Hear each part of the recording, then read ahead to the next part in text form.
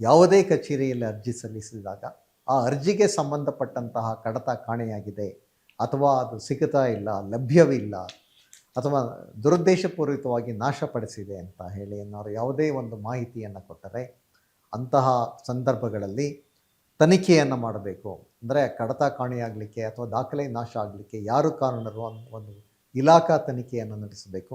ಇಲಾಖಾ ವಿಚಾರಣೆಯನ್ನು ನಡೆಸಿ ಯಾರು ತಪ್ಪಿತಸ್ಥರೋ ಅವರನ್ನು ಗುರುತಿಸಬೇಕು ಮತ್ತು ಅಂತಹವರ ವಿರುದ್ಧ ಸಂಬಂಧಿಸಿದ ಪೊಲೀಸ್ ಠಾಣೆಯಲ್ಲಿ FIR ಅಂದರೆ ಪ್ರಥಮ ವರ್ತಮಾನ ವರದಿಯನ್ನು ದಾಖಲಿಸಬೇಕು ಅಂತಕ್ಕಂತಹ ಒಂದು ಕಾನೂನನ್ನು ಇವತ್ತು ನಮ್ಮ ರಾಜ್ಯದಲ್ಲಿ ಇವತ್ತು ಬಂದಿರತಕ್ಕಂಥದ್ದು. ಈ ಹಿನ್ನೆಲೆಯಲ್ಲಿ ಏನಾಗಿದೆ, ಇವಾಗ ಈ ರೀತಿಯ ದಾಖಲೆಗಳು ಕಾಣೆಯಾಗಿದೆ ಅಥವಾ ಕಡತಗಳು ಲಭ್ಯ ಇಲ್ಲ, ಈ ಥರದ ಉತ್ತರಗಳ ಕೊಡತಕ್ಕಂಥದ್ದು ಭಾಳ ಕಮ್ಮಿಯಾಗಿರ್ತಕ್ಕಂಥದ್ದು.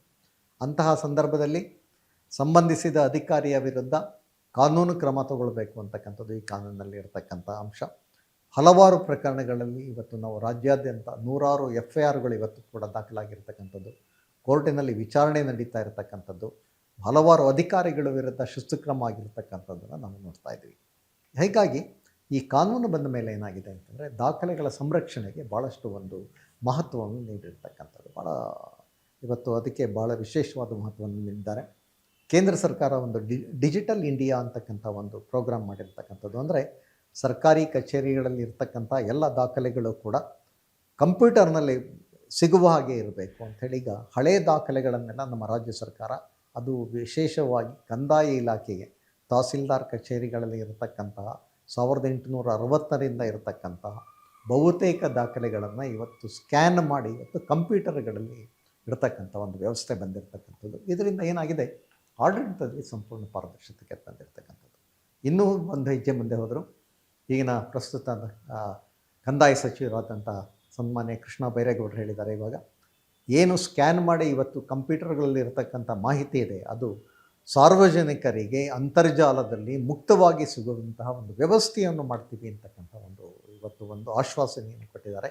ಖಂಡಿತ ಇವತ್ತು ಕರ್ನಾಟಕದಲ್ಲಿ ಕಂದಾಯ ಭೂಮಿಗೆ ಸಂಬಂಧಪಟ್ಟಂತಹ ಬಹುತೇಕ ದಾಖಲೆಗಳು ಇವತ್ತು ಡಿಜಿಟಲೈಸ್ ಅಂದರೆ ಕಂಪ್ಯೂಟರೀಕರಣ ಆಗಿರ್ತಕ್ಕಂಥದ್ದು ಮತ್ತು ಆ ದಾಖಲೆಗಳು ಸಾರ್ವಜನಿಕರಿಗೆ ಮುಕ್ತವಾಗಿ ವೆಬ್ಸೈಟ್ ಅಂತರ್ಜಾಲದಲ್ಲಿ ಸಿಗುವಂಥ ಒಂದು ವ್ಯವಸ್ಥೆಯನ್ನು ಮಾಡಿದ್ದಾರೆ. ತಾವು ನೋಡಿರ್ಬೋದು, RTC ಇರ್ಬೋದು, ಪಹಣಿ ಅಂತ ಏನು ಹೇಳ್ತೀವಿ, ಅದು ಮ್ಯೂಟೇಷನ್ ರಿಜಿಸ್ಟರ್ ಎಕ್ಸ್ಟ್ರಾಕ್ಟ್ಸ್, ಮತ್ತು ಸಬ್ ರಿಜಿಸ್ಟ್ರಾರ್ ಆಫೀಸುಗಳಿಗೆ ಹೋದರೆ ಅಲ್ಲಿ ದಾಖಲಾಗ್ತಕ್ಕಂತಹ ಕ್ರಯಪತ್ರಗಳಿರ್ಬೋದು, ಈ ರೀತಿಯ ಹಲವಾರು ದಾಖಲೆಗಳು ಇವತ್ತು ಸಾರ್ವಜನಿಕರಿಗೆ ಮುಕ್ತವಾಗಿ ಇವತ್ತು ಅಂತರ್ಜಾಲದಲ್ಲಿ ಸಿಗ್ತಾ ಇದೆ.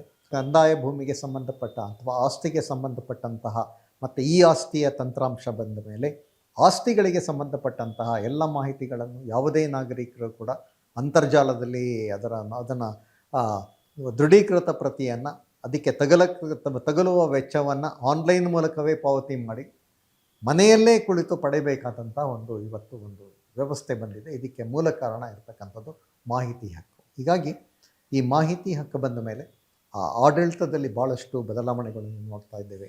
ಹೊಣೆಗಾರಿಕೆ ಇವತ್ತು ಇರತಕ್ಕಂಥದ್ದು ನೋಡ್ತಾ ಇದ್ದೇವೆ. ಎಲ್ಲ ಬಹುತೇಕ ದಾಖಲೆಗಳನ್ನು ಡಿಜಿಟಲೀಕರಣ ಮಾಡಿರ್ತಕ್ಕಂಥದ್ದು ಇದು ಈ ಮಾಹಿತಿ ಹಕ್ಕಿನಿಂದ ಆಗಿರ್ತಕ್ಕಂಥದ್ದು. ಒಂದು ಸರ್ಕಾರ ಇನ್ನೂ ಒಂದು ಹೆಜ್ಜೆ ಮುಂದೆ ಹೋಗಿದೆ. ಇವತ್ತು ಆಡಳಿತದಲ್ಲಿ ಆಮೂಲಾಗ್ರ ಬದಲಾವಣೆಗಳನ್ನು ತಂದಿರತಕ್ಕಂಥದ್ದು. ಈ ಆಫೀಸ್ ತಂತ್ರಾಂಶದಿಂದ ಇವತ್ತು ಪ್ರತಿ ಕಚೇರಿಯ ಎಲ್ಲ ವ್ಯವಹಾರಗಳು ಕೂಡ ಕಂಪ್ಯೂಟರ್ ಮೂಲಕವೇ ಆನ್ಲೈನ್ ಮೂಲಕವೇ ನಡೀತಕ್ಕಂಥ ಒಂದು ವ್ಯವಸ್ಥೆಯನ್ನು ಇವತ್ತು ಮಾಡಿದ್ದಾರೆ. ತಾವು ನೋಡ್ತಾ ಇರ್ಬೋದು, ನಮ್ಮಲ್ಲಿ ಸೇವಾ ಸಿಂಧು ಒಂದು ಪೋರ್ಟಲ್ ಅಂತಿದೆ, ನಾಡ ಕಚೇರಿ ಪೋರ್ಟಲ್. ಯಾವುದೇ ನಾಗರಿಕ ತನಗೆ ಬೇಕಾದಂಥ ಮಾಹಿತಿ, ಈಗ ನಮಗೆ ಬೇಕಾದಂಥ ವಂಶವೃಕ್ಷ ಇರಬಹುದು ಅಥವಾ ಇನ್ಕಮ್ ಸರ್ಟಿಫಿಕೇಟ್, ಜಾತಿ ಪ್ರಮಾಣ ಪತ್ರಗಳಿರ್ಬೋದು, ಇವೆಲ್ಲವನ್ನು ಕೂಡ ನಾಡ ಕಚೇರಿಯ ಪೋರ್ಟಲ್ನಲ್ಲಿ ಆನ್ಲೈನಲ್ಲಿ ಅರ್ಜಿ ಸಲ್ಲಿಸಿ ಮನೆಯಲ್ಲೇ ಕುಳಿತು ಪಡಿಬೋದಂತಹ ಎಲ್ಲವನ್ನು ಮಾಡಿದ್ದಾರೆ. ಇನ್ನೊಂದು ಬದಲಾವಣೆ ಆಗಿರತಕ್ಕಂಥದ್ದು ಈ ಮಾಹಿತಿ ಹಕ್ಕು ಕಾನೂನಿಂದ ಬಂದ ಮೇಲೆ. ಹಿಂದೆ ಏನಾಗ್ತಾ ಇತ್ತು, ಈ ರೀತಿಯ ಭಾಳಷ್ಟು ದಾಖಲೆಗಳನ್ನು ಏನು ಮಾಡ್ತಾಯಿದ್ರು, ಯಾವುದೇ ದಾಖಲೆಗಳು ನಾವು ನೋಡ್ತಾ ಇದ್ದೀವಿ. ಹಿಂದೆ ಸರ್ಕಾರಿ ಕಚೇರಿಗಳಲ್ಲಿ ಏನು ದಾಖಲೆಗಳನ್ನು ಕೊಡ್ತಾಯಿದ್ರೋ, ಯಾವುದೇ ಸರ್ಟಿಫಿಕೇಟ್, ಇನ್ಕಮ್ ಸರ್ಟಿಫಿಕೇಟ್ ಇರ್ಬೋದು, ಕ್ಯಾಸ್ಟ್ ಸರ್ಟಿಫಿಕೇಟ್ ಇರ್ಬೋದು, ಭಾಳಷ್ಟು ಇಂತಹ ಸರ್ಟಿಫಿಕೇಟುಗಳು ಏನಾಗಿತ್ತು, ಫ್ಯಾಬ್ರಿಕೇಟೆಡ್ ದಾಖಲೆಗಳಾಗಿರ್ತಾಯಿತ್ತು. ಅಂದರೆ ಅದರ ನೈಜತೆಯನ್ನು ನೀವು ಪರಿಶೀಲನೆ ಮಾಡಬೇಕಾಗಿದ್ದರೆ ಮತ್ತೆ ಅದಕ್ಕೆ ಅರ್ಜಿ ಹಾಕಿ ಆ ಕಚೇರಿಗೆ ಹೋಗಿ ಆ ಸರ್ಟಿಫಿಕೇಟ್ ನಿಮ್ಮಿಂದನೇ ಅದು ಪ್ರದರ್ಶಿಸಲಾಗಿದೆಯಾ ಅಂತಕ್ಕಂಥ ಕೇಳ್ತಕ್ಕಂಥ ಪರಿಸ್ಥಿತಿ ಇತ್ತು. ಆದರೆ ಇವಾಗ ಏನು ಮಾಡ್ತಾ ಇದ್ದಾರೆ, ಸರ್ಕಾರ ಯಾವುದೇ ಒಂದು ಸರ್ಟಿಫಿಕೇಟ್ ಇರ್ಬೋದು, ಅದನ್ನು ಸರ್ಟಿಫಿಕೇಟನ್ನು ಕೊಟ್ಟಾಗ ಅದರ ಮೇಲೆ ಒಂದು QR ಕೋಡ್ ಅಂತ ಬರ್ತದೆ.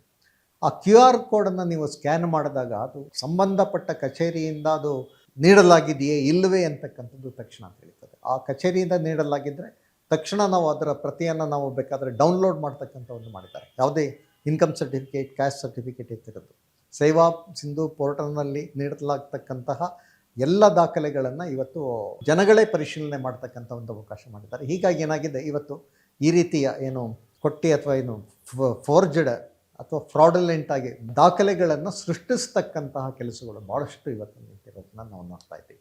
ಹೀಗೆ ಇದು ಈ ಕರ್ನಾಟಕ ಏನು ದಾಖಲೆಗಳ ಸಾರ್ವಜನಿಕ ದಾಖಲೆಗಳ ಅಧಿನಿಯಮ 2010 ಬಂದ ಮೇಲೆ ಒಂದು ಕಡತಗಳ ಒಂದು ರಕ್ಷಣೆ ಅಥವಾ ಅದನ್ನು ನಿರ್ವಹಣೆಗೆ ಒಂದು ಬಲವಾದ ಕಾನೂನು ಬಂದಿದೆ.